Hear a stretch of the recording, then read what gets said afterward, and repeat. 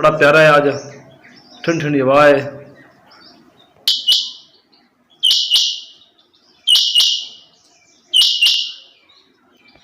और बड़ा खुशगवार मौसम है। इंशाअल्लाह सारा दिन बरसन।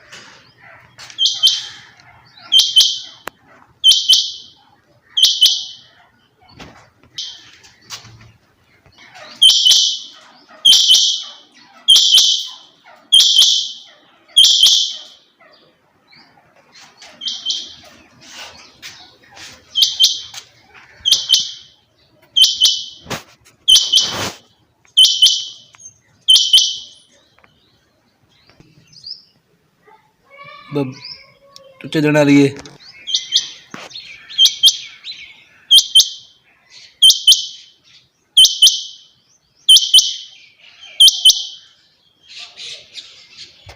कुकड़ी बैठी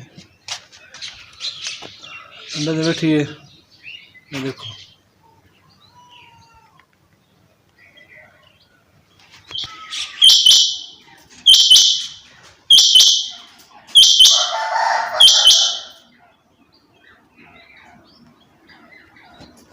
एक सादा बटेर है।